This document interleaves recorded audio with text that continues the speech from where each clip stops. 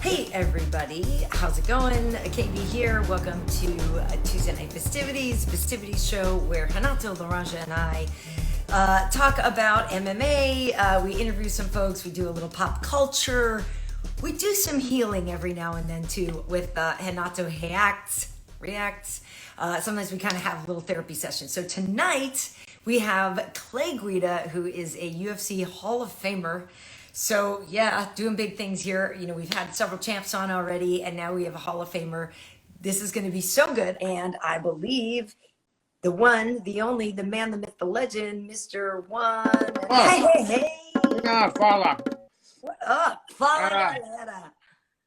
How are you? I'm doing good. You know, I was just doing some, I'm doing a full rebuild of my Hampus home. I'm renovating the whole stuff, so I've just been busy, just doing man stuff. Hold on.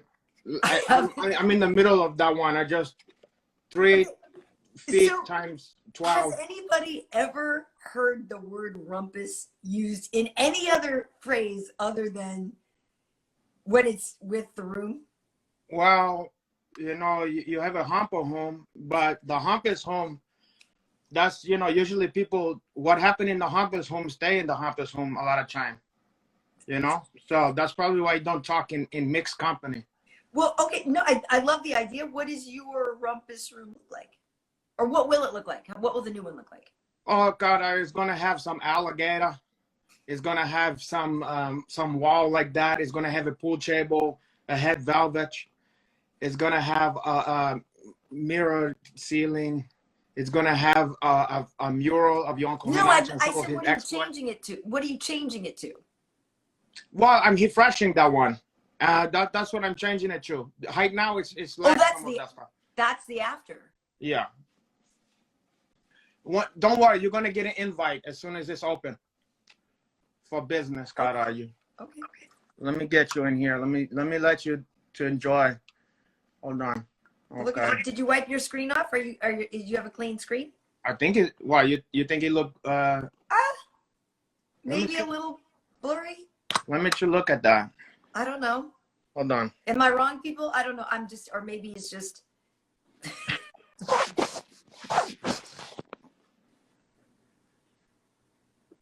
I don't know what you think. I think it's better. Oh shit. Okay. Oh God, are you? Hey, Renato. Yeah.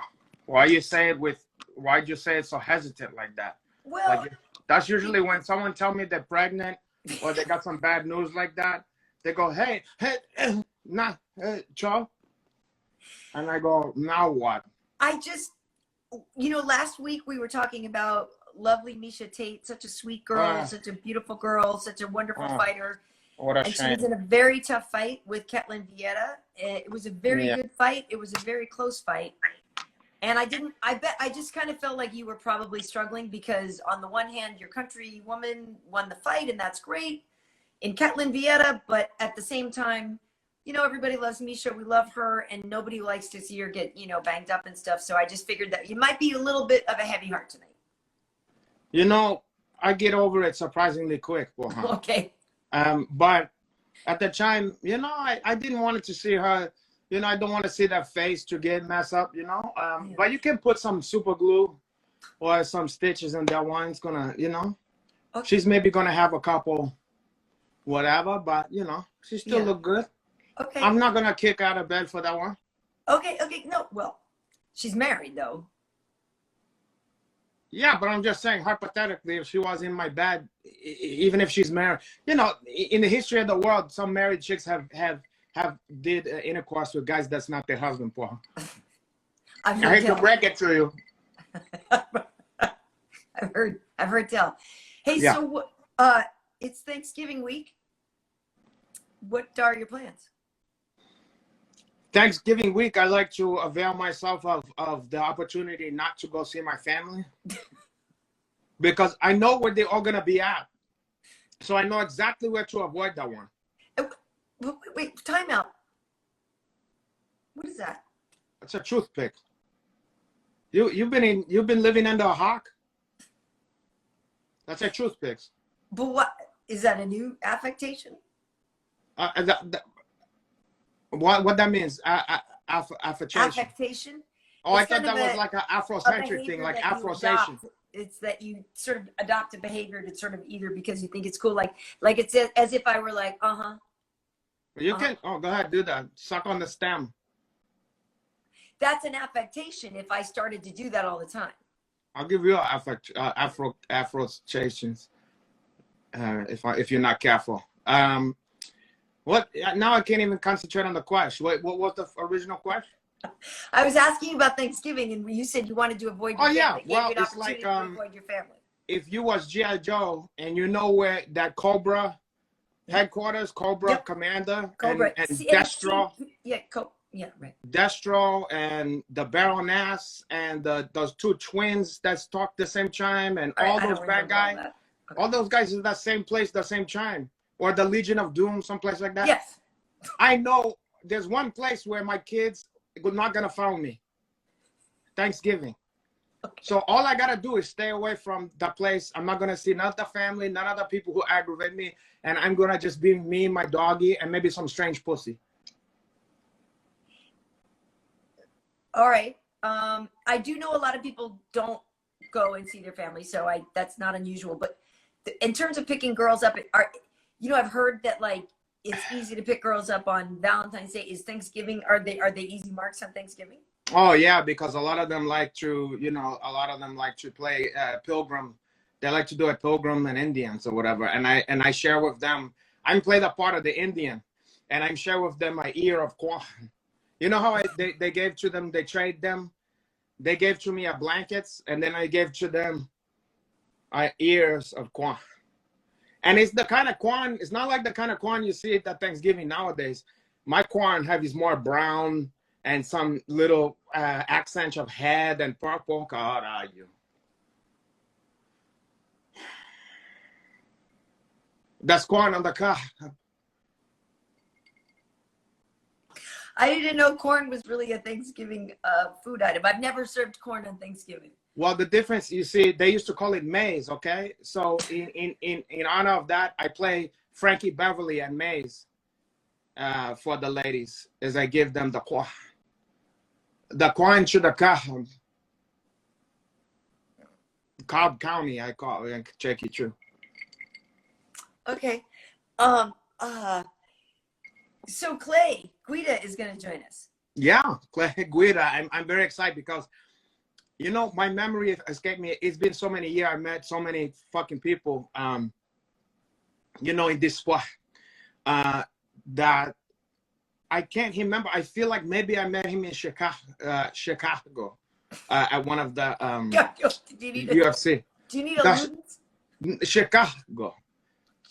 It's like when you say, like, you know how like you like to pronounce those Middle Eastern names? I love saying Hamza. Because you always say like I do. I'm not gonna lie. I love saying Hamza. Yeah, so it's a really fun name to say. For me, some word in English is like Chicago. It's kind of complicated for me. Okay. But sorry, I just speak 7 languages, and this is just this is probably the 4th language I learned, but whatever. You make fun. Forgive me. I was just gonna say, forgive me. I don't want to make you feel uncomfortable because I know I'm still learning Portuguese, and you and like all the Brazilians I know have always been really patient with me. So thank you for that. I really am not trying to pick on you. We've been too patient for my chase. So yeah, we're gonna have Clay Guida. I'm excited from Clay Guida. Yeah. I can't wait to meet that guy. But then again, I'm gonna ask if he remember, because I feel like maybe I met him at the UFC in, I don't remember what card, but it was a few years back, maybe 3 or 4 years ago. I remember you was there, and I said hello to you from way the fuck down. You was like elevated on some shit, and I think Brian Stan was there. Okay. And then I remember, I want to say Valentina fought, and then I want to say... Valentina fought in Chicago. She fought Holly in Chicago. I can't remember. Okay, I remember. You know what fight? I definitely remember. Valentina fought Holly there, I think. I was distracted because that restaurant that have like, it's like Hooters, but they have girls wearing kilts and shit like that. Tilted kill? It was tilted kill, you know, and they brought me out there, and then we was doing an event, and then they had me at the UFC with a whole lot That of might have women. been Phoenix, or No, it was Chicago. I will was never forget. Okay. And I had I was maybe with like 7, 8 girl, all for myself. So I was a little distracted, you know. And that was all we're killed, you know. Okay. God, are you? Okay. That's impressive. You had 7 or 8 girls? There was half my age, but I was still excited from that one. Oh yeah. I don't discriminate on that one. On girls half your age? Well, as long as they legal age, God, are you? That's what I was just gonna say. But I don't discriminate against none of that ones. Oh, well, yeah, I too. I've always said like an equal opportunity lover type thing, right? Yeah. That's to me. You know, yeah. Some people say, "Caralho, she's too young. You know, she's not experienced. She don't." I'm gonna give you that one experience. Imagine I'm the black belt, and you came to me in jiu-jitsu, and the girl's not even a white belt, and I go, no. I can't teach that one. She don't even have a purple belt.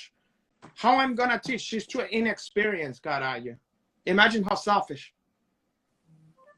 No, you're a real. Sorry, I just got a message. You're a real humanitarian. I've always said that. I have always said that. Yeah. You know. Oh, I only sleep with human beings, if that's what that means. I'm not into that other freaky shit. Thank you. I only like a human being, Caralho. That's good. I'm glad. Hey, guess what? What? Our guest has arrived. Huh? Our guest has arrived. Ladies and gentlemen, please Guida? welcome the Hall of Famer, Karyn Bryant. Oh my God, bro. Hi, Let me just soak you in.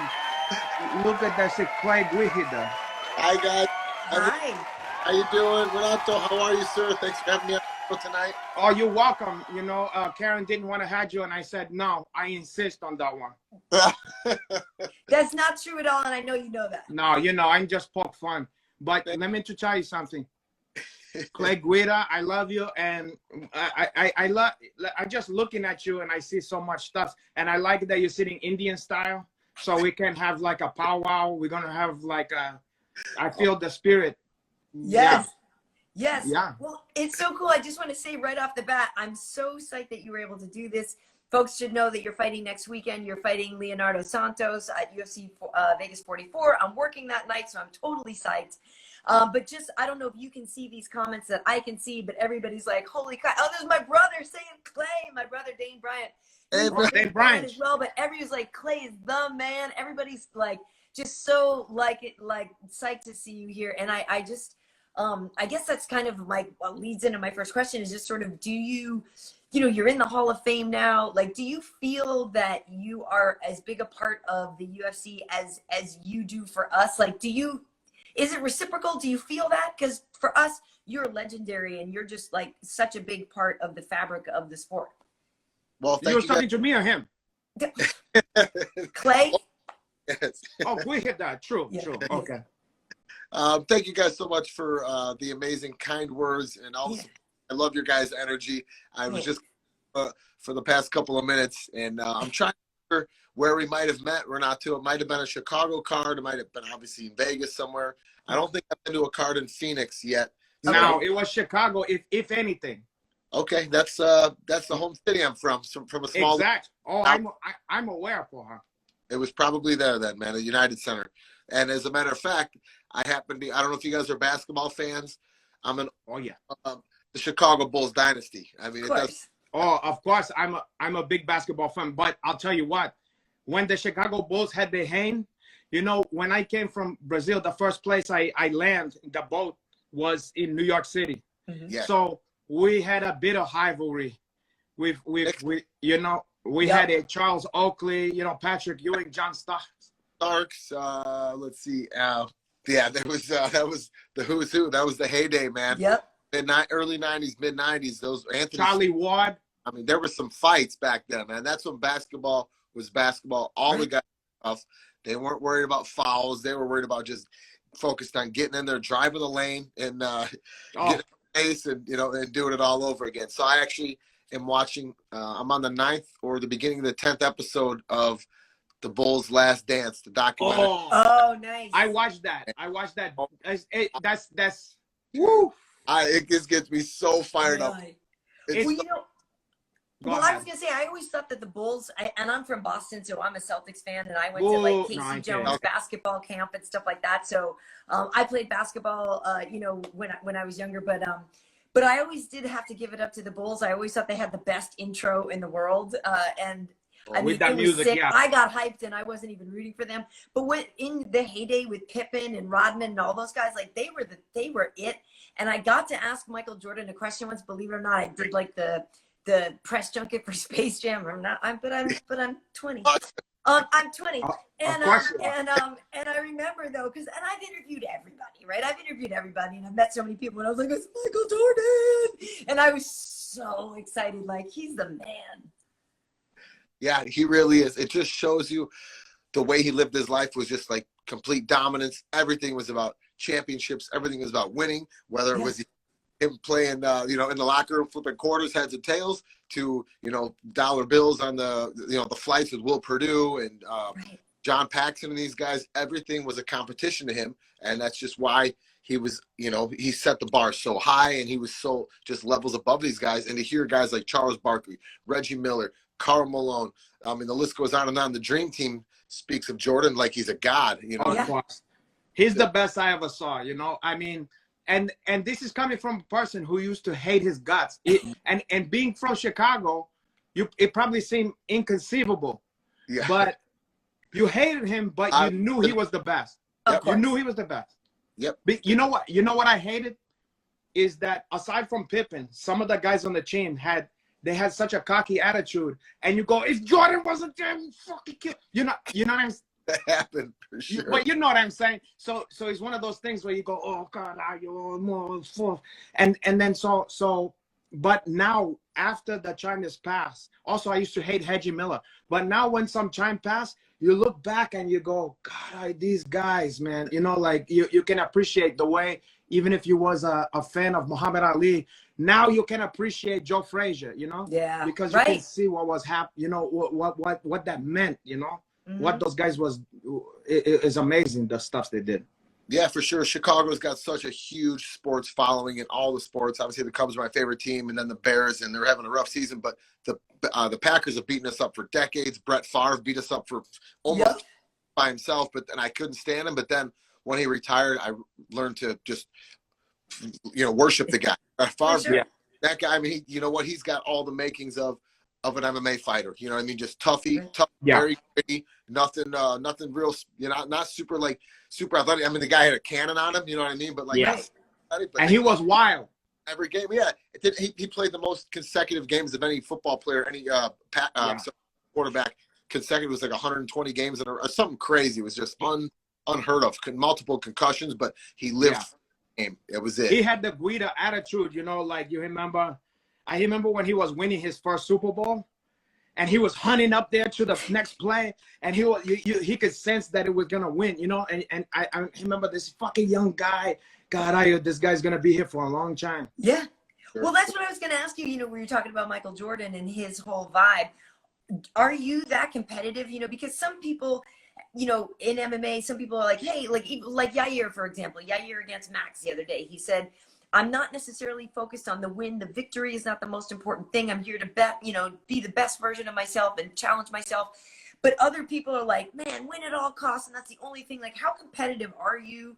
And has your level of competition, like, has that changed at all over the course of your career? Or is that something that stayed steady? You know, we're always out there, you know, to go for championships, to excel every time. But to me, it's about the competition. It's about being able to compete. At my age, you know, I'll be 40 in next week, as a matter of fact. Oh God, happy birthday! Wow, what, guys? I wonder what that's like for her. Yeah, I don't know. One day we're gonna find out, Karyn. It's gonna be. No. I'm good. At 20, I have more energy now. You know, at 39, I'm in better shape now than when I was 20. And I was 25 when I stepped into the octagon. I think I got in the UFC when I was 25, and I'm in better shape physically now. You know, mentally, I'm still learning in the sport. I'm still very green, and working with our coaches. You know, under their wings at Team Alpha Male, just daily, and they just you know, show me so much throughout the year. So I'm still a student of the game, and I have more passion for it than ever. But it's just to see someone like Jordan, when you know, watching him is just, and to hear others the way they speak about him, just it just shows you the separation, you know, of powers, and how he's just like, you know, years above, and he, you know, he just the gap is far between him and the rest of the pack. You know, you remind me of, when you're talking right now, it's less Jordan. You remind me of Frank Thomas in the commercial where he's take that pills that make him to feel his dick is 10 feet tall. You know that one? He's like, I have more energy, and then you know that white lady go, and Poha, the chicks like it too, or whatever. I'm sorry, she goes, is that the big Hurch? As if he's the finest brother on earth. Are you sure that's not the little blue gum that Cody Garbrandt and Bruce Buffer been advertising? The blue chews? I like some of that one too. You can sprinkle a couple of that one and enjoy yourself. Yeah. Okay. Anyway, hey, so Leonardo Santos. So what do you make of that matchup? You know, because you know, for folks who don't know, you know, he won the Ultimate Fighter, but he's a guy who, it's not that he got in the game lately, but he hasn't really fought that often, and but he's really, really good. And only last time out got knocked out, and that was, I believe, the first time he'd ever been finished. Yep. So yeah, it's a great question about Leonardo Santos. To me, a relatively unknown fighter. Mm-hmm. I didn't really know about him. I know that he won the Ultimate Fighter Brazil years, but he's not super active, so it's kind of hard to find relevant film on him that is you know, we're good for, you know, film like my style against his matchup wise. You know, so we had to start from the beginning, then kind of fast forward, and you know, he's you know, he fights maybe once every 18 months, so styles change. He's definitely got some physical attributes. His height, you know, he's 6 foot tall. You know, I might be 5'4", and a good day, on a good hair day, I might be 5'7". You know. So, oh, cara, you that 5'4" for him. I'm 5'6" or 5'7", but you know, like him, I'm gonna probably look like a 5'3". Yeah, he's tall and he's lanky. He's just like a skinny, lanky guy. Yeah, but if anybody know how to fucking get in there, it's you. You know, I could just see you, that hair flying around and fucking bobbing into that shit. The caveman style, man.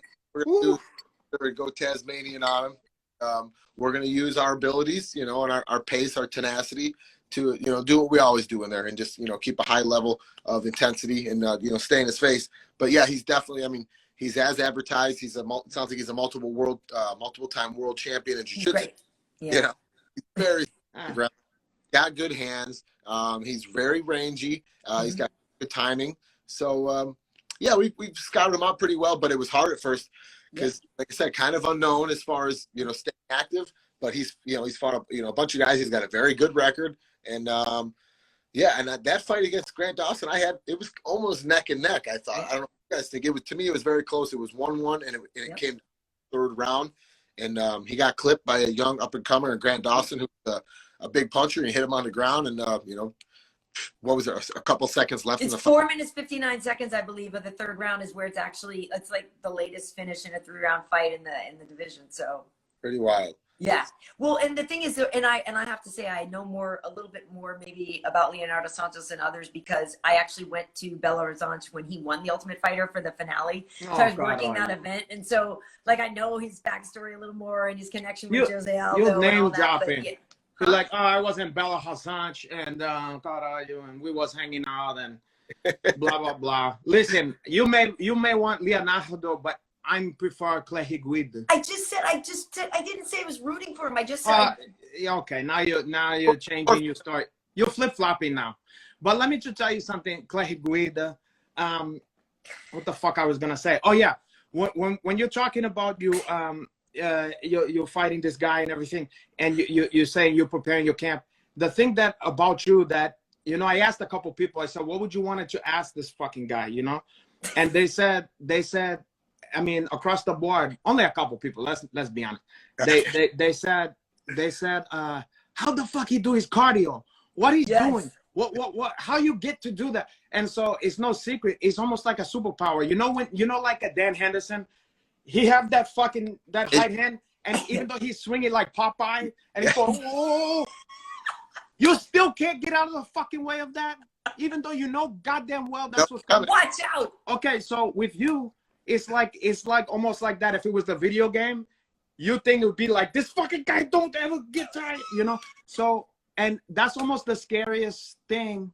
What do we have? Nightmare we have about a bully or a monster?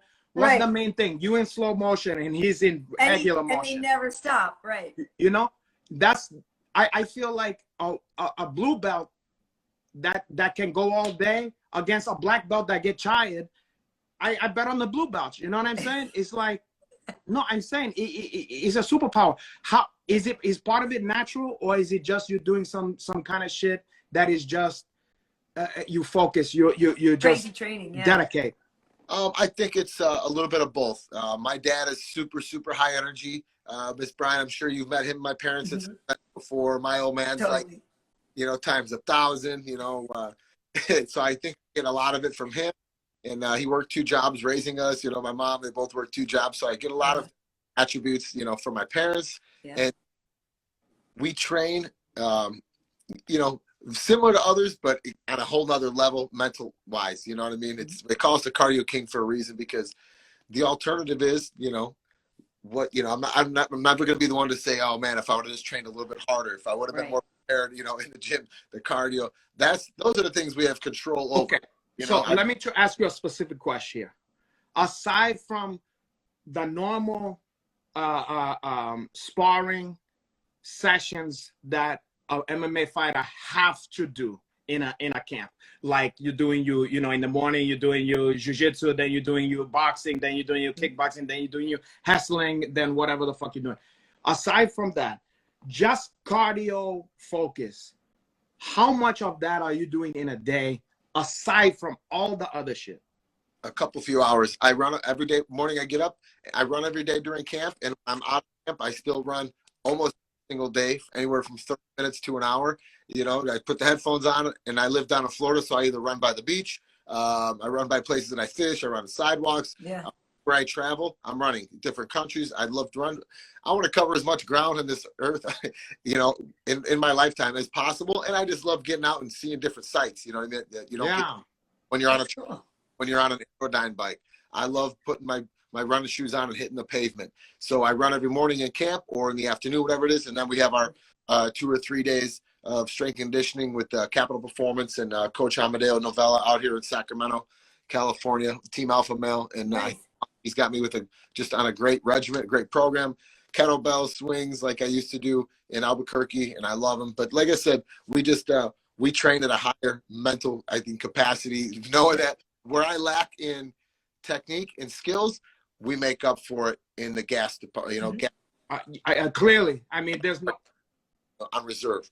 There's no question. I mean, across the board, that's all anybody want to know. Even high athlete that I talk to, they go, how does this guy do it? You know what I'm saying? And look, you know, there's a lot of crazy athlete in this fucking game. You might be the one, you might be the #1 name that people say if you say somebody's cardio, you know? So that's a big deal, my brother.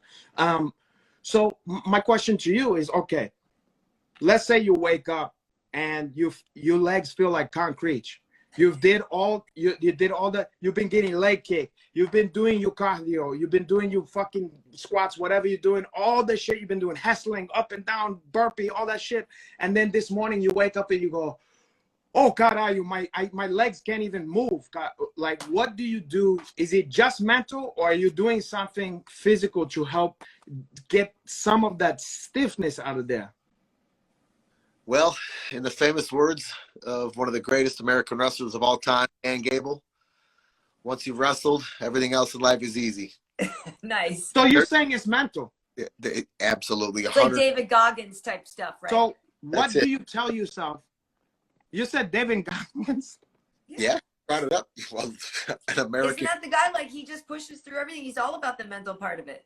Absolutely. Am I thinking of the guy who plays Baby Bobby Billy on the fucking Righteous Gemstones? No. No. Oh, that's Walton Goggins. Watch Walton Goggins, who I love. The Shield is like my I love that guy. favorite show. Yeah, Walton Goggins and Walton Goggins are totally different. Yeah, that's Baby Bobby Billy. Remember he go like this, like he goes, happy Easter, baby girl, and he goes, Now, who wants to suck an old man's dick? Oh my! You remember I that one? cannot believe you confused those two people. Well, he said, you know, there's two Goggin anyway, but Anyway, The- David the- Goggins is like the most inspirational dude on the planet. yeah, that's the light-skinned black guy. Runs marathon every day, and he'll sit and do a 45-minute interview of himself, like talking to thousands. Right. It's insane. It's insane. He Yeah. does a beat. The guy is so well spoken. No, and I know who he's. I know the guy. I know who you're talking about now. But the one question I have is even the Clay Guida,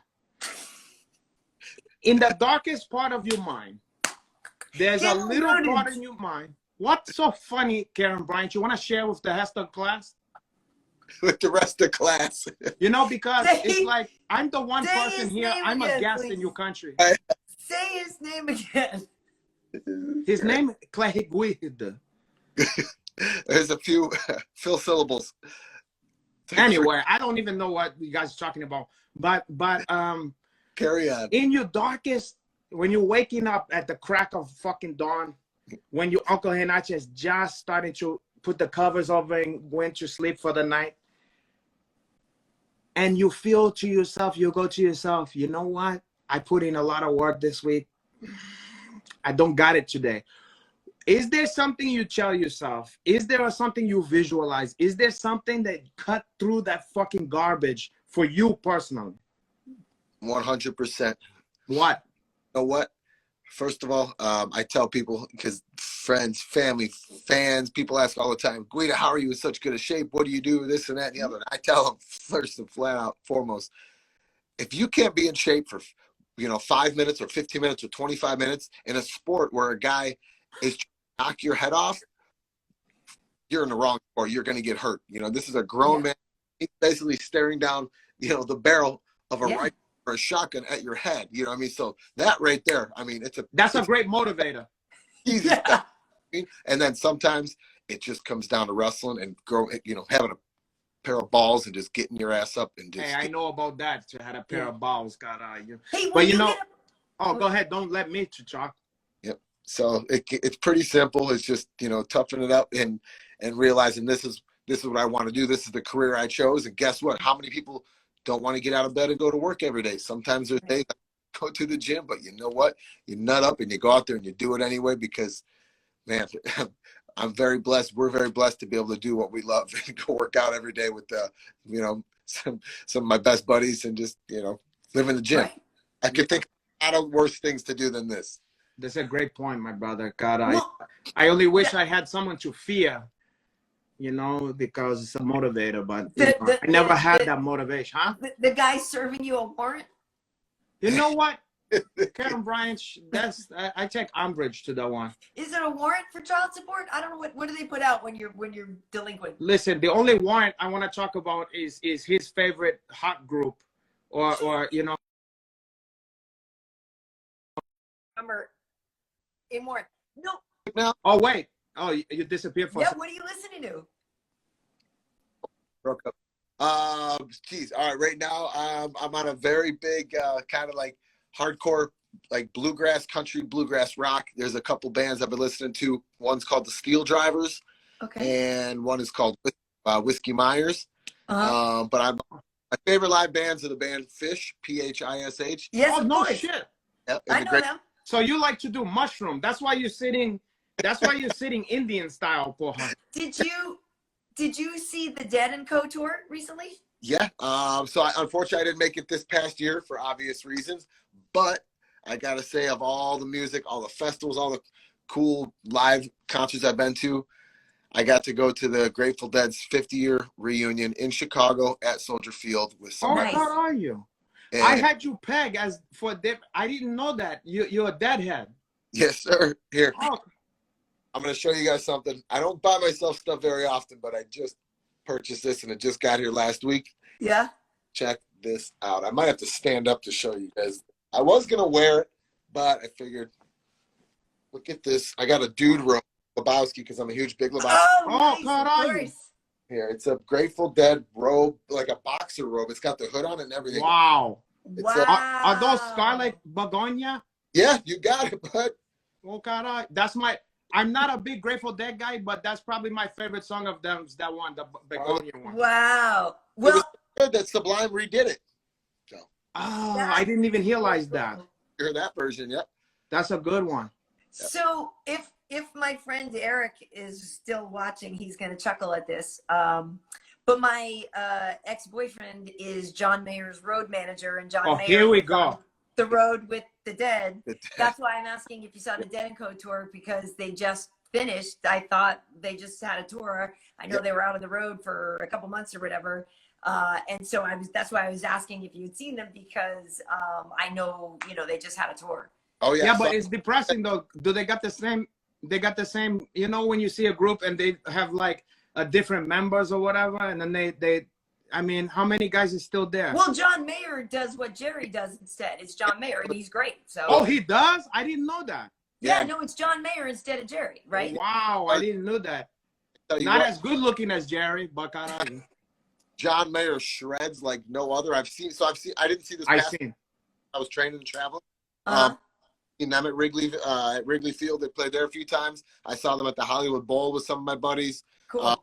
Seen them out at Shoreline Amphitheater, and nice. But a lot of me and my buddies were. Of course, I'm not old enough to have seen Grateful Dead with Jerry Garcia. Right. But I've seen them, without. And I tell you what, when they were talking about having John Mayer, my buddies and I we were all kind of sketchy at first about it. Yeah.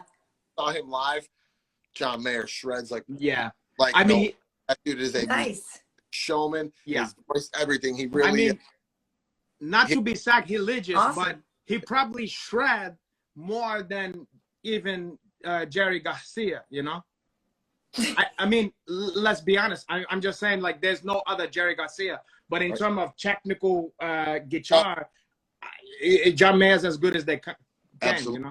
He's up there, man. So, yeah, and Grateful Dead is one of my favorite bands is because they're the hardest working band of all time. They've played more live shows than any band in musical history. I think that, I don't know, 7. I think if you look at it, it's hard to find an exact number, accurate number, but I heard like 7,000 live concerts. Like, wow.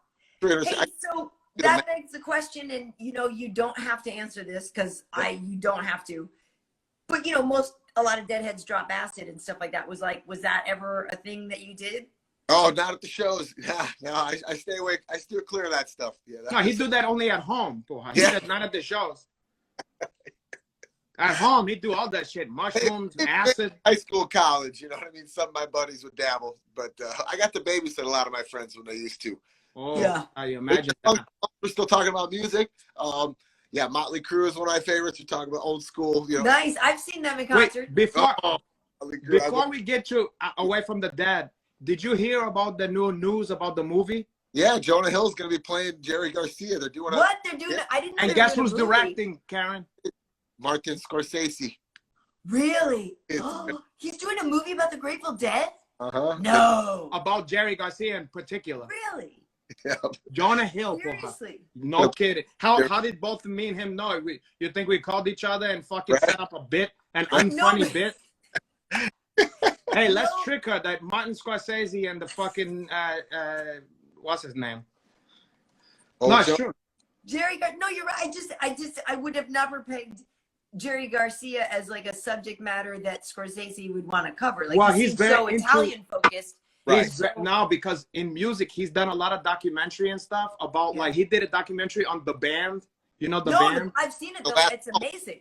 Yeah, he did that. That's Scorsese. The band. It's called The Last. Bands as of Last Waltz. It's so good. Last Waltz is unreal. Yeah, I think Scorsese is very learned about music, not just Rolling Stones tunes and shit. Well, I love the Rolling Stones. Yeah. Yeah, but I'm just saying, he's a very smart.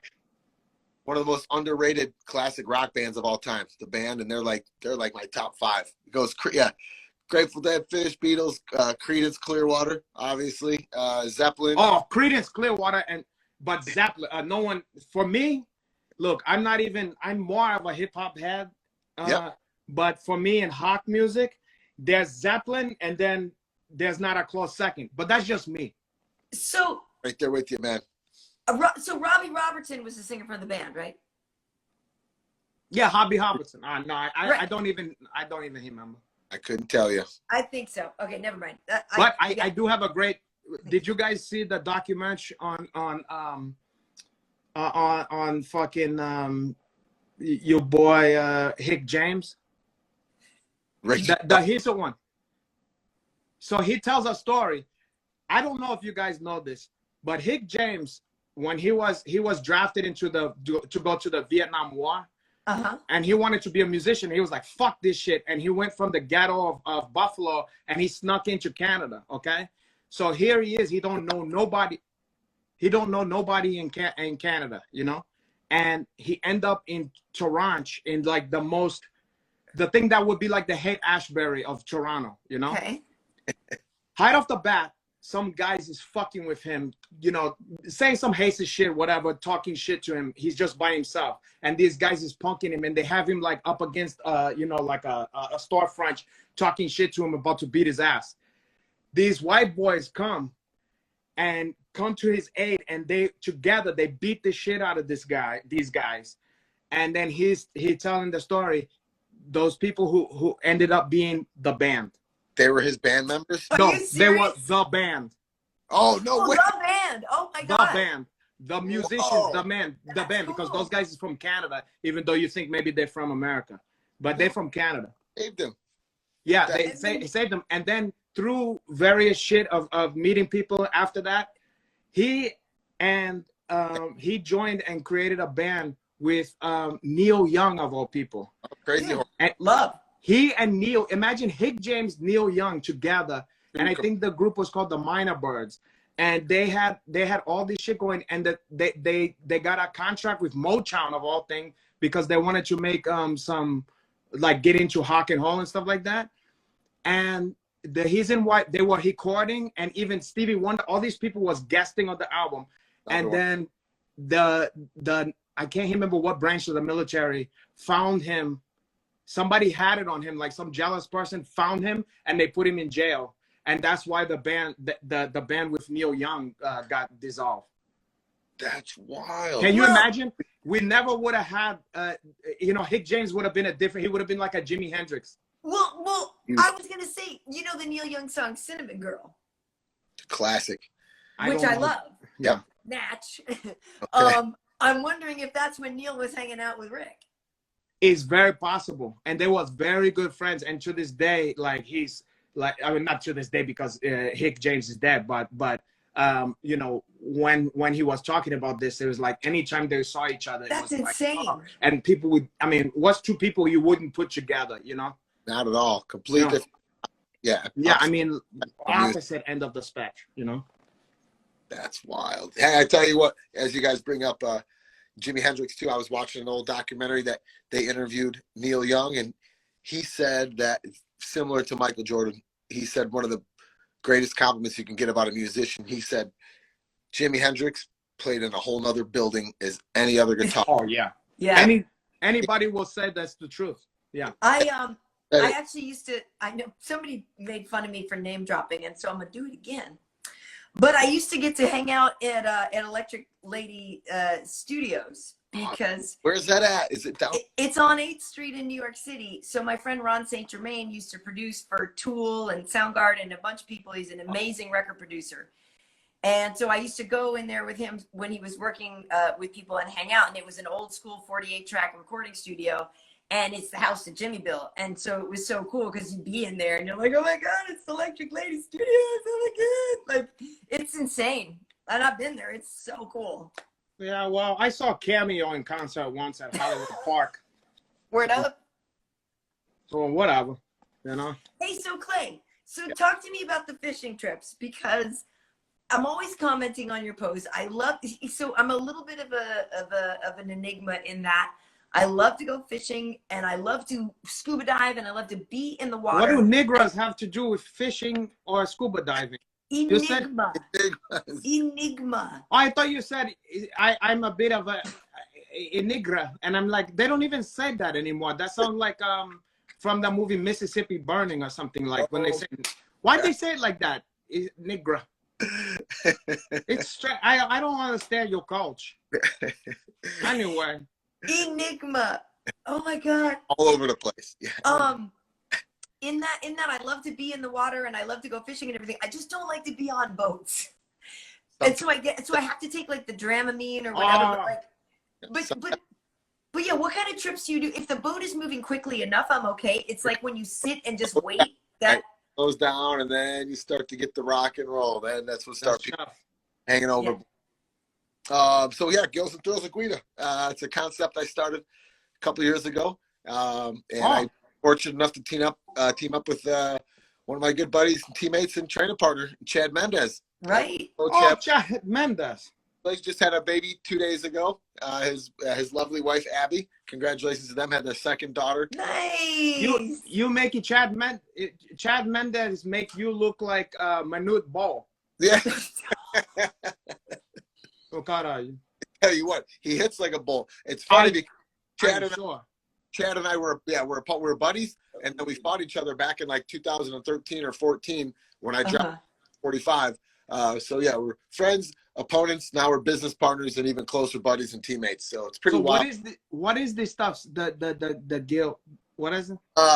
Gills and Thrills with Guida. So it's I tried to come up with something of my passion for fishing and my passion for mixed martial arts and fighting and wrestling, and try to combine it, thinking of how can I transition into something when I do hang up the gloves, whenever that may be. No time soon. It's not in the near future. People keep asking. Wait, you're transitioning?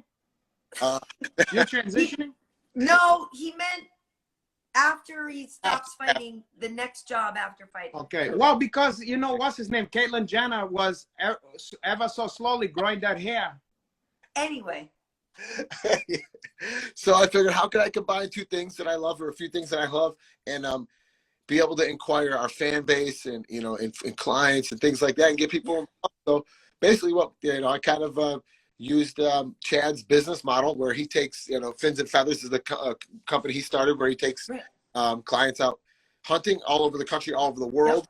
And then he takes accompanies it with celebrities or MMA fighters, basketball stars and athletes and musicians, things like that.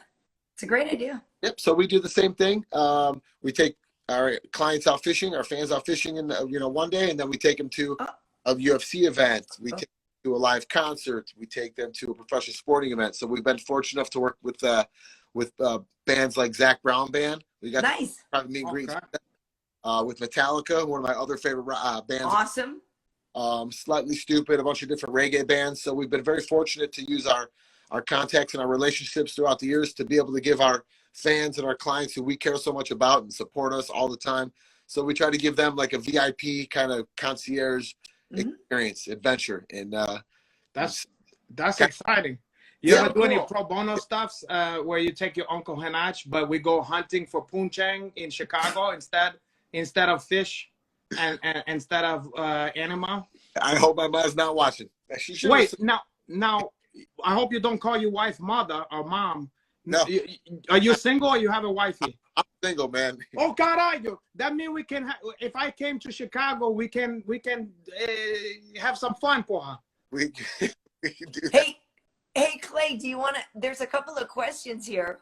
Yeah. If you don't mind. You read them off for me, because I don't feel like putting on my nerdy. Yeah, for sure. Well, somebody is asking you. God Rafa is saying, Clay, would you ever consider being on a survival show, or would you? Well, no, that was weird. No, wait. Where's that at? No. Well, you already said you didn't. You're not going to retire soon. Somebody wants to know like how many fights you have left. Thank you guys for for your support. Everyone that's commenting on the bottom, I really appreciate it. Unfortunately, my reading glasses aren't working real well right now. They love you. They love you the whole time. They love you. Anyway, so retirement. How about this? I retired when I was 24, and I started doing what I love, and I stepped in the cage and knocked again. So, I've been retired for a long time, guys. We're just competing. This is not a job to me. It's nice. Well, wait, somebody's asking if you from carpentry. Yes. From the union, and so we hung up our tool belts, but we picked our favorite weapons or our favorite tools, and we carry them with us everywhere. Well, some of us heel men here, we still do a carpentry. I still do some work around the house or whatever.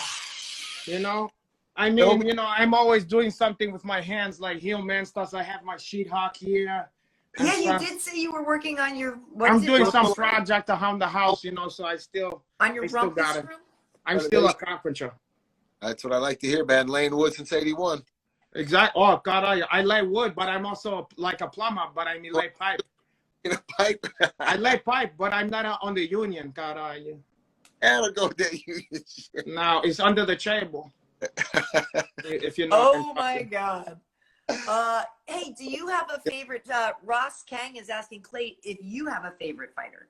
Do I have a favorite fighter? I gotta go old school on this one, and one word: Fedor.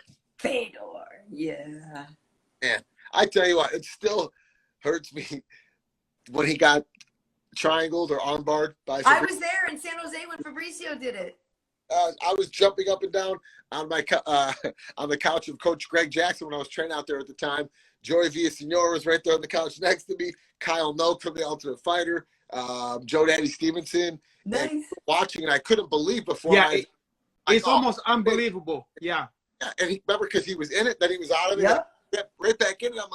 And I was like, it hurt me for like 2 weeks. I was like, wait, that didn't really happen. I looked it up on the internet. Yep, it really happened. Yeah. I have felt that way before, where you feel sick. That one didn't do it for me. I love Fedor, but I was kind of excited just to see, you know, when you see like the undoable happen, you go, oh shit, you know, like I can't believe he did that, you know. Yeah. Yep. Didn't the same? Am I making this up in my mind? But didn't Dan Henderson beat him? Yep. Remember? Like Yes. with that under the fucking The under. Okay, so when that happened, I couldn't fucking believe my eyes. I said, this crazy fucking Dan Henderson did it again. Yep. And as a matter of fact, Hendo is one of our Gills and Thrills. Yeah. And Oh, nice. Of course he would be. he came out fishing with us 2 months ago on our first tuna trip in San Diego. He brought his son out, and I tell you, his son outfished everybody. His son, caught more tuna than everyone. And Dan, just an awesome guy. Fun. Nice. He mixed it up with all the clients and fans. It was a lot of fun. He's so cool. I want to Well, hang out with fight Dan Henderson. Yeah, his fight with Shogun, his first fight with Shogun is my all-time favorite fight. Like it's the most amazing. I was sitting right there, like That's a freaking crazy out. one. It's amazing. It's absolutely That fight is just legendary. So yeah. You just said something. I was going to tell you. Oh wait, I was going to tell you something. I forgot. Well, I'll remember. I just popped into my head. I spent a lot of time in New York. So the Italian community have a certain, way. It reminds me of like the Hey Longos of the world, the Matt Serra. You understand? Yes. The kind of praise the man too. I love them all. The kind of cadence, And I noticed that there's a different style in Chicago, where it's like they talk like this, like Dennis Farina, like I'll fucking, put a fucking you got a pencil accent, man. It's great.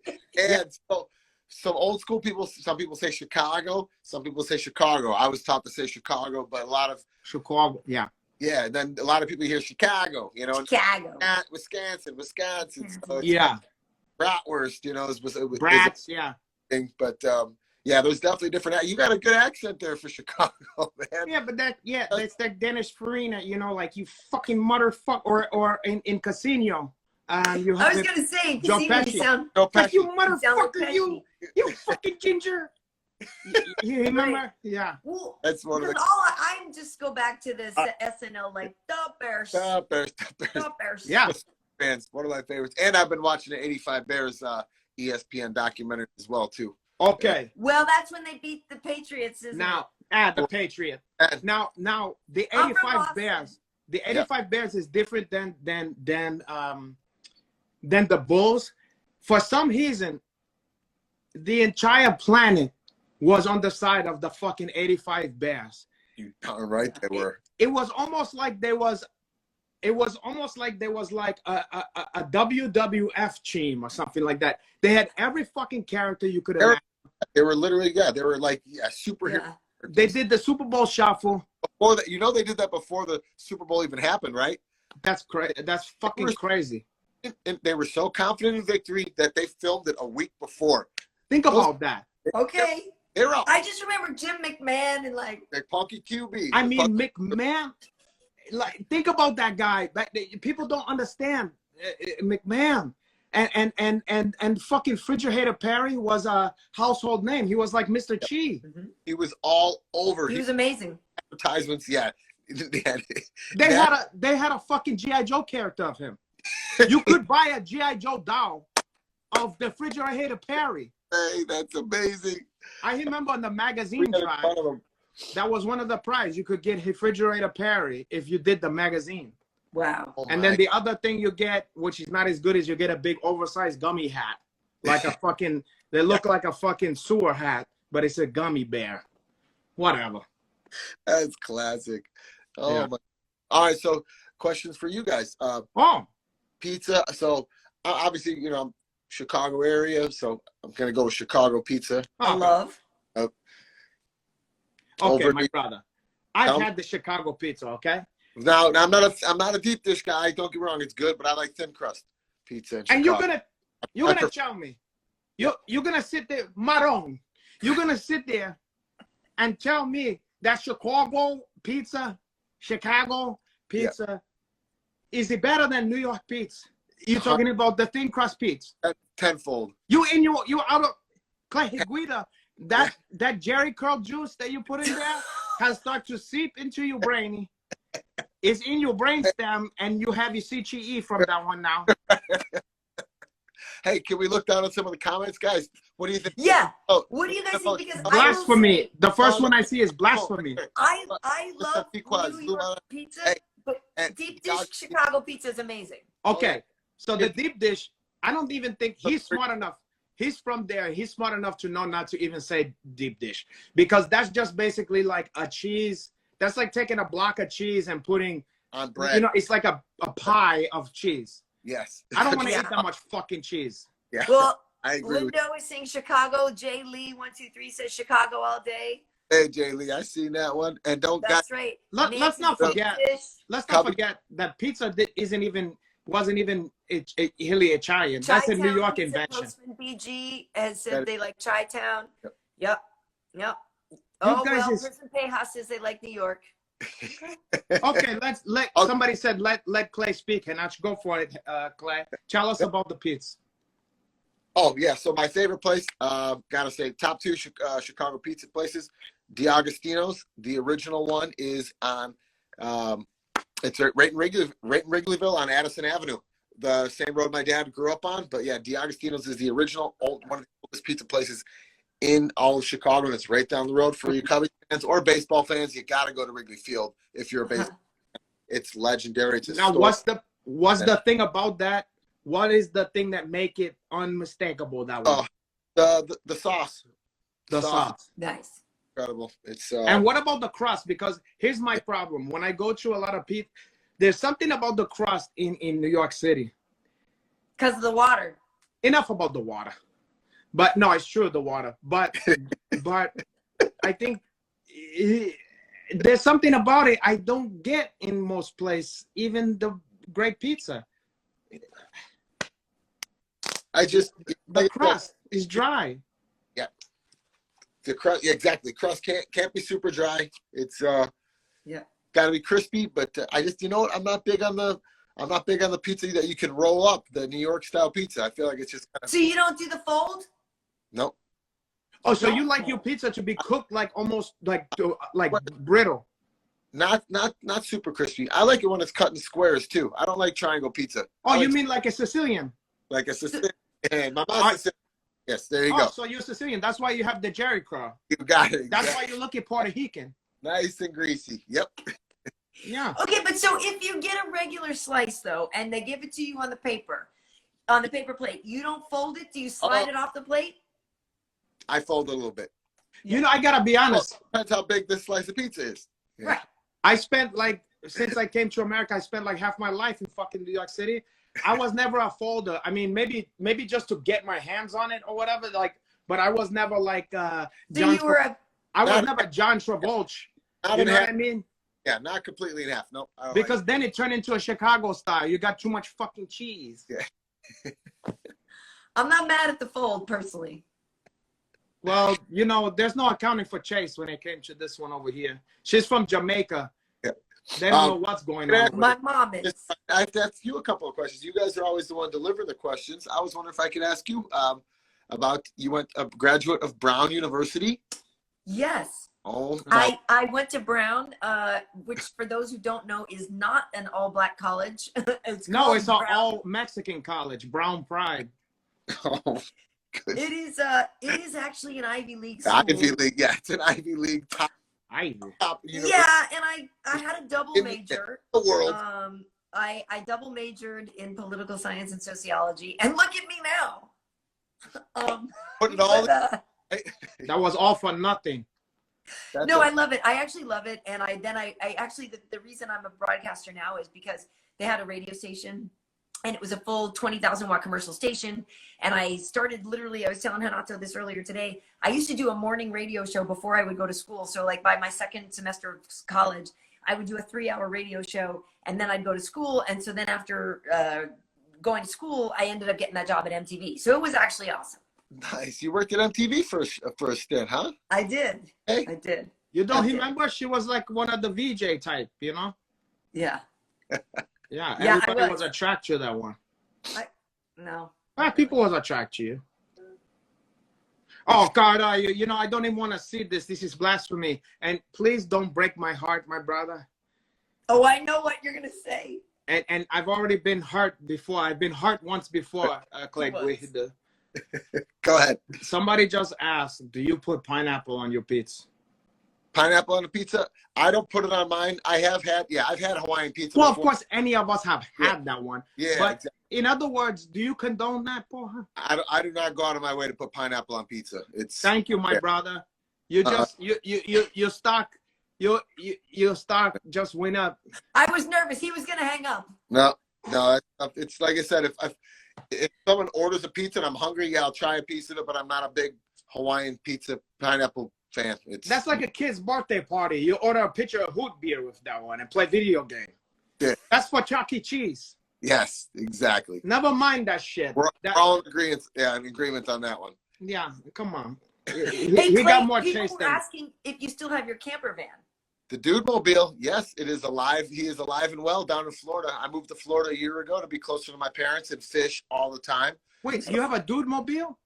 Yeah, I got a big 40-foot Winnebago that's sitting down there waiting for me to go on a road trip. And What part of Florida? Wait, Glover Teixeira just went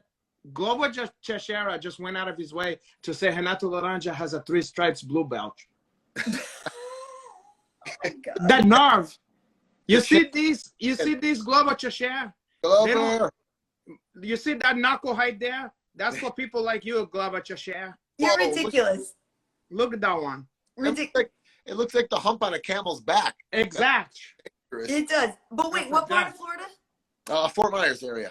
Oh, okay. So my mom's in Vero, my brother's in Boca. Okay. Other people, family members in like Plantation and all that. Oh, so. Plantation. They should have let you guys out of there. They behind the chimes. As soon as I sent the word. They're keeping you those Creole on the plantation out there. Oh well. You're gonna get out of there. That's not what they mean. I'm gonna be like Save Britney. I'm gonna do a campaign like that. Like, leave her alone. Get out of there. Hey, listen, some people are saying this one is from Doug Tibble, says, no question, just mad respect to Clay. I've been watching him since WEC in 2006. All love, brother. Yeah, you know, it's interesting. I wanted to ask your perspective on that because that fight, man. Well, you know, yeah, I mean, you've been around, like, so when you see the guys now, you know, like when you see a guy, let's say like an Adrian Yanez, for example, who is, you know, got 4 bonuses in his 4 UFC fights. His kid's this featherweight, like he's just gonna be a badass. You can already tell. Like, do you see these young kids now and just like remember your early days? Or what do you think when you see some of these guys now? Because I feel like they've taken all of the great things you guys have done and then just leveled up to the point where you get kids in the game that are 24, 25 that are phenomenal already. Yeah, that's a great question. I mean, as we all know, the landscape of the sport has changed so much in the past 5 years to 50. I've been in the UFC for 15 years now. I've been, I think, for 16 or 17. And to see how much the skill level, and that's what I think everyone can agree on, is the skill level has just continues to rise every single day. When I see kids, I'm a wrestling coach, and when I see kids at tournaments, or I see kids on the street, and people come up and say, "Hey, how you doing?" It's my kid. I'm like, "Hey, what sports you play? Baseball or football or soccer?" They're like, "No, I'm an MMA fighter." I'm like, and I just kind of step back and I'm like, "Whoa!" And I look at the parents. I'm like, "Yeah." They're like, "Yep, the kid wants to fight already," and the kid's like 5, 6, 7, 8 years old. Oh my God! It's a different world now. Yeah. So wild to think about that. It was only insane people. You know what it remind me of? You know how nowadays you see tattoos is just commonplace? Yeah. But back in the day, only the fucking toughest. You go, that guy got tattoos. Caralho. Yeah, the Harley. Yeah, exactly. The Harley Davidson riders, the Hell's Angels. Yeah, now everybody got fucking tattoos, you know? But it's like the same stuff. Back in the day, only the toughest guys like myself, you had Matteo Sperry, you have a Bustamante, you have, Marco Horst, guys like us. But they thought we was crazy, They thought we was tough guy, and we was.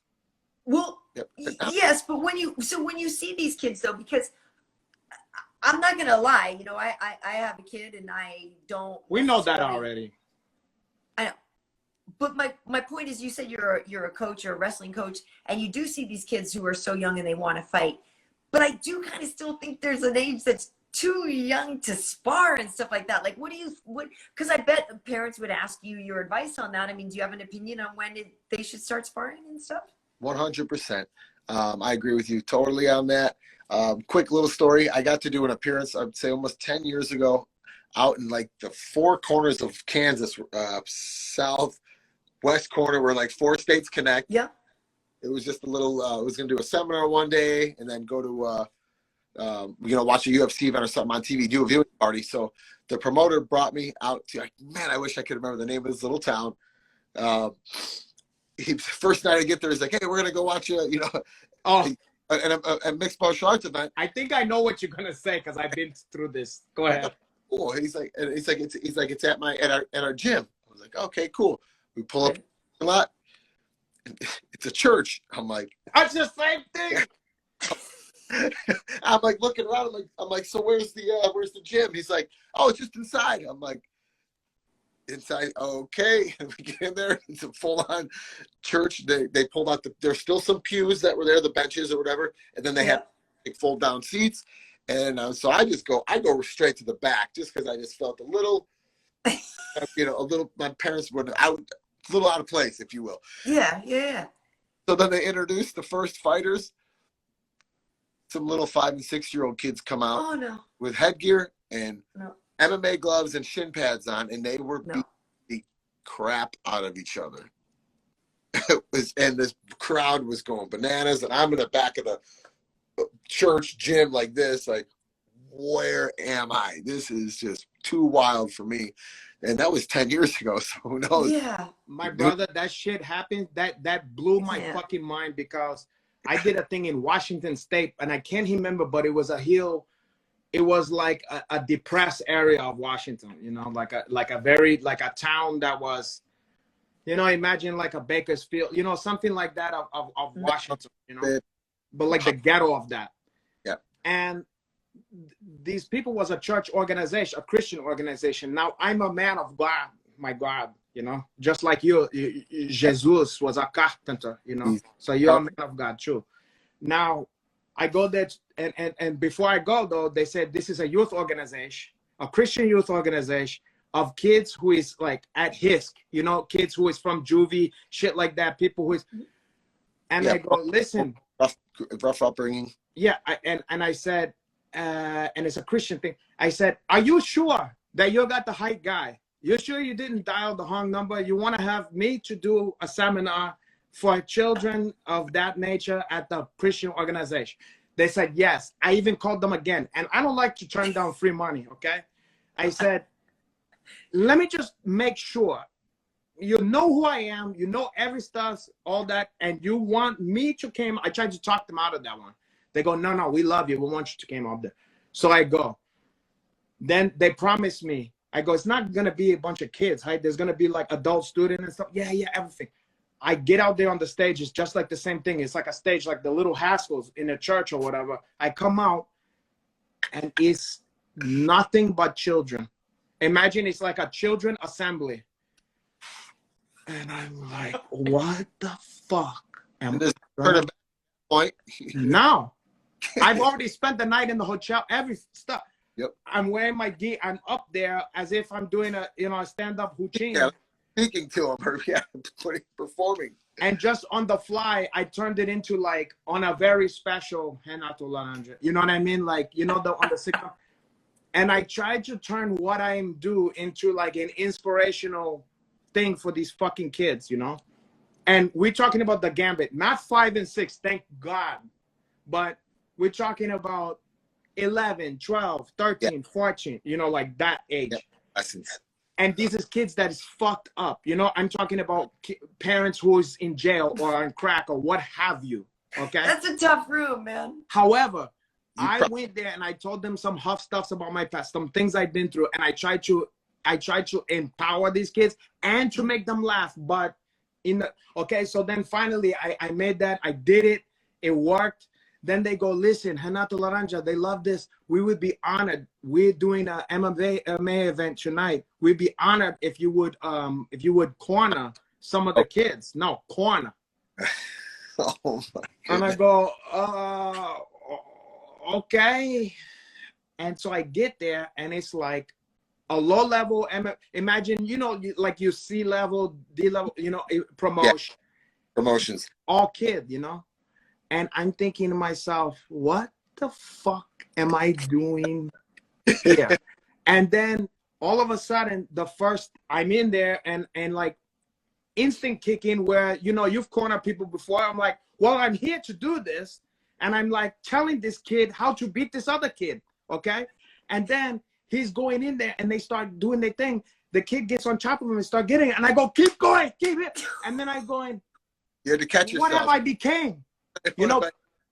But it's like the montage, like in Conan the Barbarian, where like he's in the thing and then eventually he get a taste for it. It go bum bum bum bum bum bum, bum, bum, and it's a montage now of me being like, okay, there you go, the brainstem, now break the neck, gouge the eyes, bite the cheeks, like I'm doing other stuff, and I mean, we're winning every fucking fight. And these kids is coming up to me, and I'm conflict because I'm like, this is maybe is the FBI gonna come and like shut the whole thing down? But apparently it's legal there. So it's crazy. But again, these was not, most of the kids was teenager, to be honest. It wasn't no fucking 5 or 6 year old. But we're talking about young teenager. And one of the kid who was like a Latino kid with Blacha tattoo, and they told me that this kid was the most this kid was a gangbang, all this shit. After he won his fight, he came up to me and he called me coach. I've known this kid for a few hours. He's calling me coach, and he's looking at me with tears in his eyes, and he's like, coach, I never did nothing in my life to feel proud. He's giving me a hug, crying. I'm starting to cheer up, and then it's like it should be in a movie, because I was fucked up from this, because I'm against what's happening here, but I like what's happening here. You were there to support them, and I tell you what, you probably made a huge influence in those kids' lives. In that moment, in that day, that time that you spent with them probably helped a lot of them. Yeah, I hope so. But imagine, we're talking about me here, not anybody else in the jiu-jitsu community.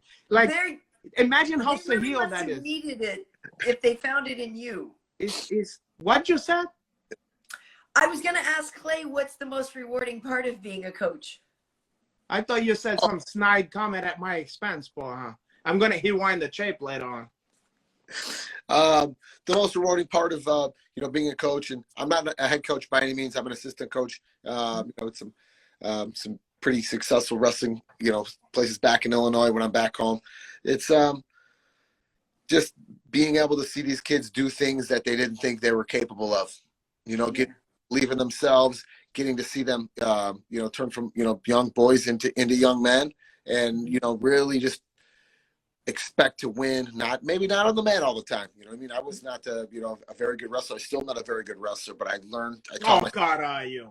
Expect to win, and God, are you? You're still not a good wrestler. That there's a confidence level that wrestling gives you for the rest of your life, in business and family and relationships, in any facet of life, wrestling can help you.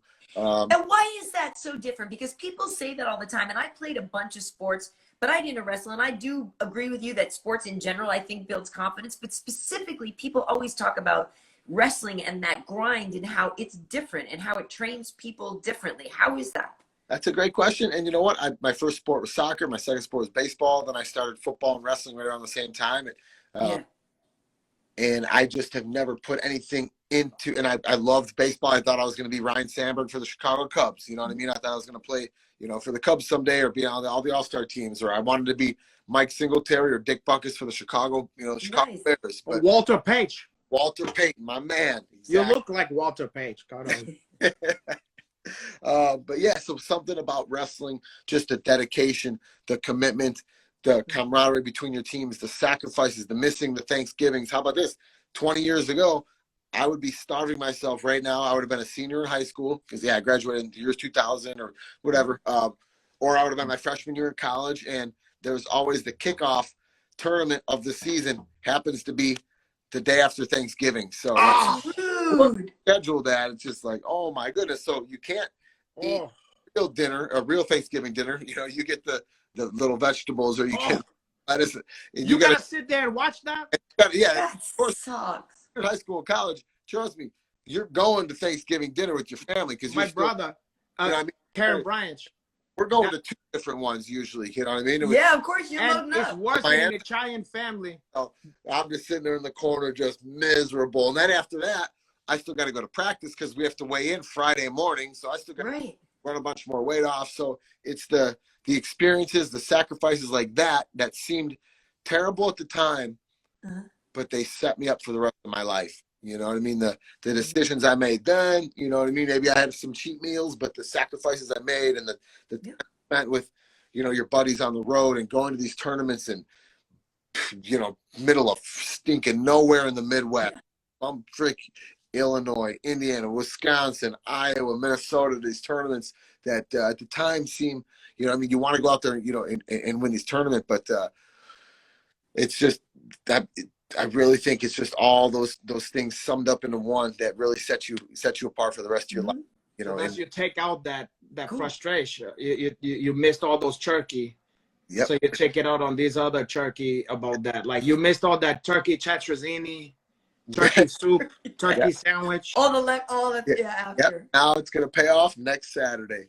So there's so many things that throughout your life, No, and it makes a lot of sense, and to know that you have that mental toughness, that ability to really bite down is something that you can always tap into that. Right. No, he couldn't bite down. That's the problem. He couldn't bite down no turkey, no gravy, no any of that shit. That's what he's trying to say, Karyn Bryant. You're not even paying attention. I got it. You get to hear firsthand. I mean, you get to work with Daniel Cormier on a pretty regular basis, and I'm sure if you ask him, I'm sure he's spoke about some wrestling. He didn't miss no goddamn Thanksgivings. That guy had double Thanksgiving. That's why he should be fighting in you bracket. That's why he's fight heavyweight, porra. No, this fucking guy should have fought at 135 if he did. This guy is eating too many Thanksgiving. Cajun turkey. Fried turkey. Years ago, Clay, they had us, and I'll let you go in a second here. They had us do a media day over at the Tough Gym in DC. They had us working out. It was like Joseph Benavides and Eric Koch were doing jiu-jitsu. Okay. Mike Pyle was doing the boxing, and DC was doing the wrestling. And he took us through just like a 20-minute workout. I mean, and like I said, I played a lot of sports. I feel like an athlete.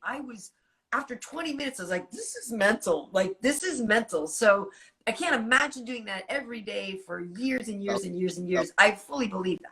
Well, Karyn, if you think about it, what other sport are you, aside from maybe combat sports, even basketball, football, any other football, take that. It would be like if the whole game was one play that never stopped. Right. You know what I'm saying? It was one play where you fighting to get to the quarterback, or whatever. Never gonna stop for like the whole fucking It's amazing. game. That's what hustling is. So I think that's the difference. Is you don't stop until it's over. You just don't stop. And then you might have another match, even and it's like, come on, brother. You even in jiu-jitsu, I can take a breather. If I'm better than the guy, I can relax for a second on my back, or if I get on to the top position, I can go. okay, porra. Whew. Yep. You know, I don't have to fucking keep moving like a junkyard doggy. It's nonstop. Unbelievable. Well, I'm really looking forward to it. Like I said, I'm working that event. So, you know, the shows at the Apex are cool. It's intimate. It's fun. I don't know how you feel about fighting there. I mean, I'm sure, I mean, you're a guy that the crowd loves, but at the same time, the Apex is so intimate. It's kind of cool. It's Okay. like, almost like going to a theater. So I got to get because I fought there three or four times now, but I got to be a couple weeks ago. I was out there for one of our teammates, Slava Claus, that everyone knows him by. He was on the Dana Right. series. I was at that one, so that was my first time being a fan there, and it's like going to it's like a Broadway show almost. It's kind of something similar like that. It's quiet, and then all of a sudden, you know, and it's kind of eerie because there's no introduction, that's what I have a strange time with the Contender Series. They walk them out, everyone's real quiet, and then like, okay, ready, fight. There's no announcing at all, and then the crowd, you know, because there's limited capacity right now, which is cool. But I really think it's a very, like you said, very intimate and a different type of entertainment. But I'm pumped about it, and I think it's going to be a great event. And hey, being on the same card as Jose Aldo and Rob Font, that card is going to be fireworks. That's a nice one. Yeah. It's so true. Well, and like WEC legends, like how badass is it that Jose, same thing, is still doing it and still looking good, you know? Yeah. His last couple of fights have been awesome. So yeah, he's looking good. Boy, I'm happy for that guy.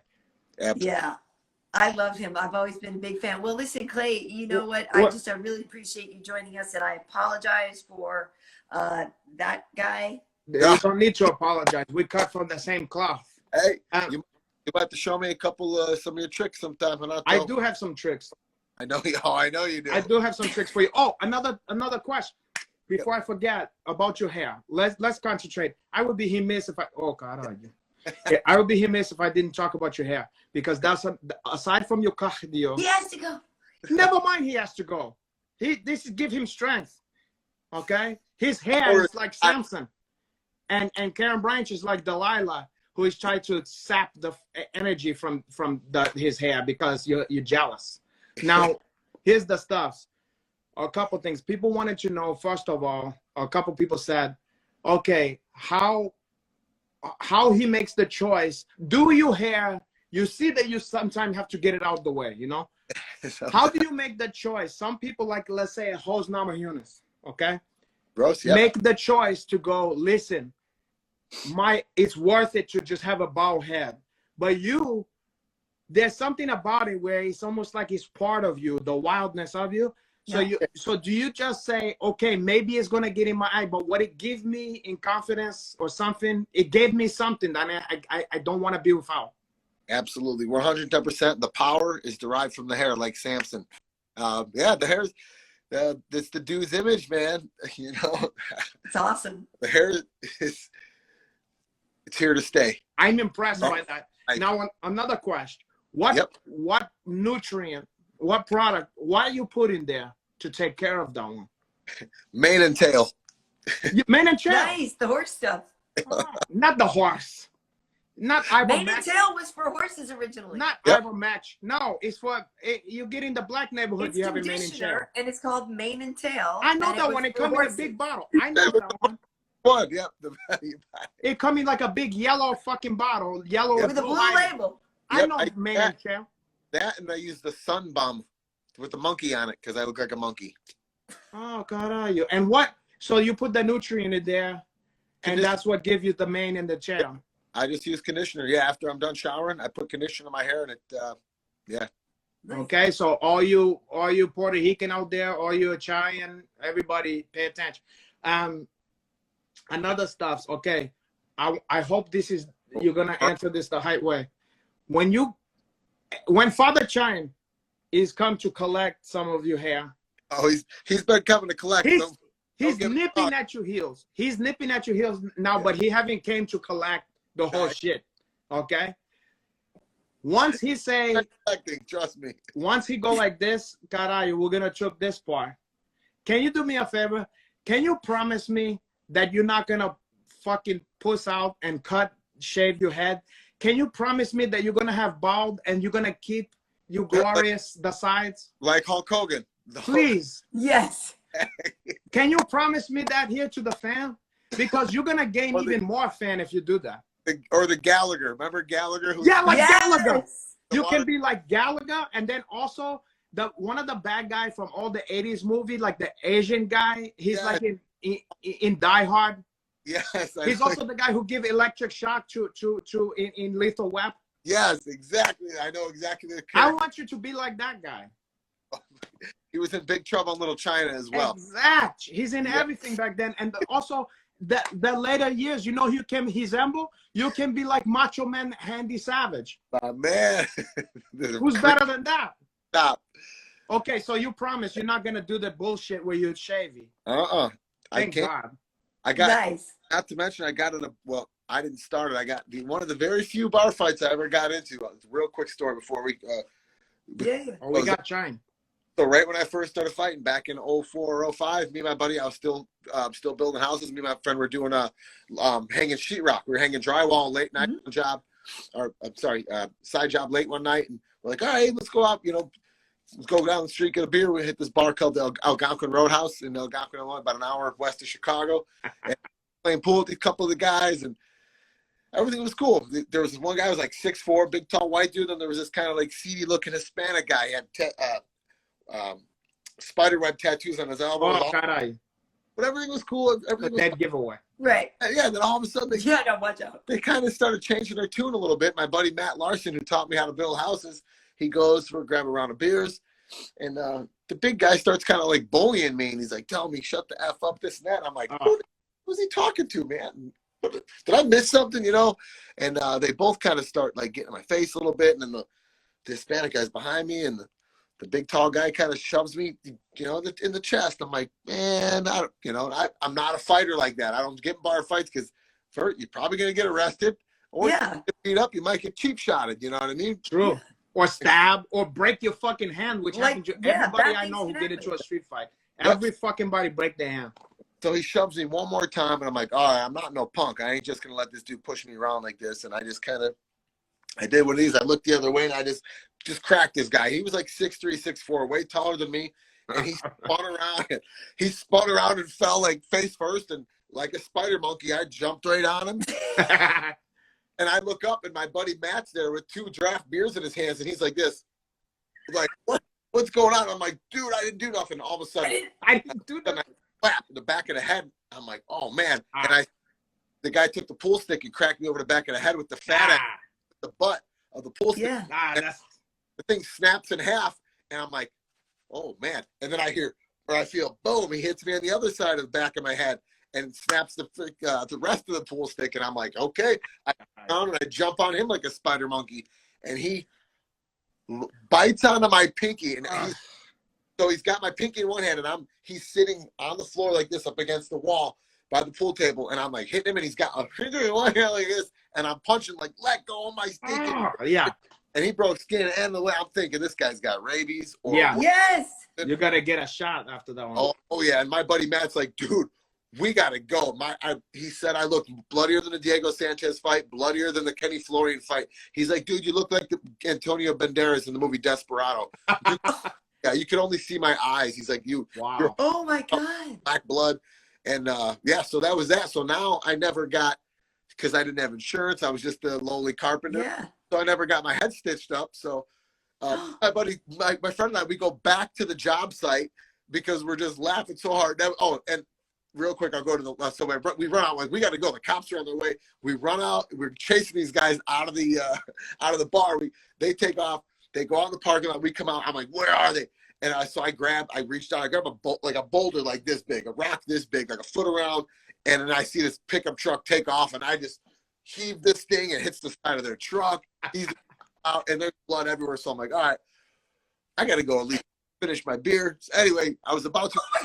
He's like, dude, you can't go in public anymore. So then I see on the side. I'm like, all right, I got to wash my face. We got to get a cab. We got to get out of here. Cops are coming. So I see a spigot on the side of the building to wash my face. Right, yeah. And where most spigots kind of face down, right? This one faced like straight out, but I was thinking, so I put my face under, start washing my face. I look out, there's a brand new white Mercedes. Oh, Blood. I'm like, oh. It looked like a Grateful Dead tie-dye. Yeah, exactly. So we ended up going back to the job site. We kept hanging the sheetrock, hanging the drywall. Oh my God. I'm bleeding on the drywall. It's like, so we left our mark. But anyway, a couple days later, and I lived at home with my parents, still in my mid-20s, and I'm watching TV, you know, on the floor like kids do when they're little. You know what I mean? Like on your Right. like this, you know. And my sister and my mom are on the couch, and my sister and mom, they're both in the medical field. My sister Kermaling, she goes, "What in the heck is on your head?" And my hair was getting longer at that time, you know, it was kind of like bushy. I'm like, "Oh, damn." She's like, "What are those things in your head?" I'm like, "Yeah, I got a little scuffle the other night." She's like, "And you didn't go get your head stitched up?" I had 2 holes. So to this day, I have 2 horns growing out of my head. I have like lumps on the back of my head. Oh, like a calcify almost? Yes, exactly. So even if I did shave my head, So you're always going to keep the hair. I have no choice now. Or you could be one of those like goth freak guys. Like people pay to put those kind of thing in there, like the studs and stuff. You gotta cut your tongue in half for her. There's so much about that that's not okay. I know, but my sister's like, you realize you could have had some serious. This is what I'm saying. Like it's your brain in your head. Like you don't. Yeah, I know. The old What post. wasn't thinking about. Yeah. I think that was my last bar fight, as a matter of fact. That was back in 2004 or something. So yeah. It does not compute. Like you're like, well, whatever. I'll just suck it up if you're gushing blood. Yeah, I know. Well, it would have been an expensive ER visit, and I wasn't ready for that. I guess it would have. We had to go. I guess it would have. Well, I hope that we don't see you bloodied up next week. I hope. Like I love an entertaining fight, but I know you like to just kind of get in there and it'd be we just balls to the wall haywire. So yeah, thank you. I think it. For and you guys are the co-main event, right? Nah, we haven't heard actually. Honest, I couldn't even tell. I bet you. You know what? I'm gonna guess that we are the last fight on the prelims. That's just me predicting, but I don't know. I mean, it's feature. Yeah, I haven't even seen any of the card. I just know the main event. Oh, I'll have to look and see. But featured prelim is always, we've explained this to people, but like featured prelim is a dope spot because we talk about that a lot. And a lot of times, especially if it's a pay-per-view and the featured prelim is the last thing on TV before it gets to the pay-per-view, everybody's watching that one and selling like crazy. So it's a good spot. But here's the feature of this one is more important than the UFC. This one is, you got the main spot on this one, the feature. Yep, that's right. And the last thing I'm going to ask is people was mentioning your brother, who I don't know how he got to be, like, he looked like you if you became the Hulk. You understand? How come? It's like the movie Twins. I know. He's Arnold Schwarzenegger and you're Danny DeVito. It's crazy. Yeah, no one knows where my brother Big J came from. And he wrestled Brock Lesnar in college, at junior college. Jay took him down a couple times. My brother went up a weight class. My brother was a 197 pounder in junior college. This is before Brock went to University of Minnesota. They nationals in South Dakota. And Jay took him down first period. And Brock was at heavyweight. Jay went up to wrestle him, and then Brock sat on him in the second period, about broke my brother in half. But you guys know Jay fought everybody, you name it. Yeah, he's a tough customer too. But it's funny to see. But yeah, he got the size. No one knows where, because my dad's tall and skinny. My mom's short like me. It just happens sometime like that, I guess. It's recessive traits got together, and then there. So he's the one that. All this, he's the reason we're doing this interview right now. He got me into sports, he got me into wrestling, and he got me into MMA. So nice. And he's gonna get you into the octagon. But that's what I was gonna say. Is the thing that was asking about is your brother, how that got started with your brother smacking the shit out of you. So that goes a ways back to the Gilbert grappling days. Joey Gilbert, whose first fight, him and BJ Penn both fought each other in the UFC in their UFC debuts. So we used to train with Joey. He got us our start in mixed martial arts, and so Joey Gilbert used to slap my brother like that, and then when I started fighting, I would get, my Jay and Joey would corner me, so that my brother, before he just started cracking me, and it was just like, and then it's stuck ever since. So just family tradition.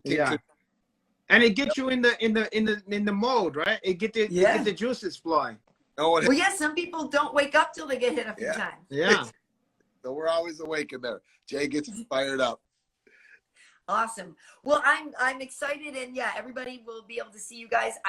I think next weekend is on ESPN. It might be simulcast on ESPN Plus and ESPN. Hope so. Hey, tune in for Jose Aldo and Rob Font's going to be awesome, and then also Team Alpha Male. We got a stable of guys fighting for the next month and a half.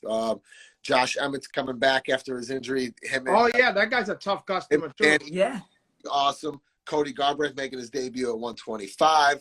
Good to see him back.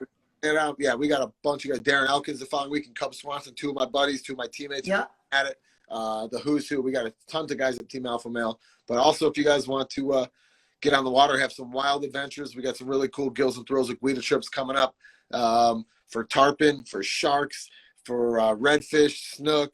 Tell them again. Tell them again the name. Where can they go? Yep, right here. Gills and Thrills with Guida. You can go to our website, which is linked to Chad Mendez's website, finsandfeathers.com. Otherwise, follow us on Instagram, Gills and Thrills with Guida. Come for the gills, stay for the thrills. Oh, God. What? Well, awesome. Perfect way to end, my brother. Yes. Well, thank you for hanging out with us. And I really appreciate you. Are a legend. And as you can see, so many people just love you. And, you've just been entertaining us for years and years and years. And I love to hear that you don't plan on stopping anytime soon. Yeah. So. Nope, you're a legend forever, my brother. A legend. Thank you. The best is yet to come. Thank you. Awesome. Thank you, Clay. Everybody give it up for Clay. Okay. Thank you. Ciao, my brother. Valeu, fera. Big soon. Bye. Now, you have to hang up here. We can't hang up for you. Screenshot. There we go. Thank you. See ya. Bye.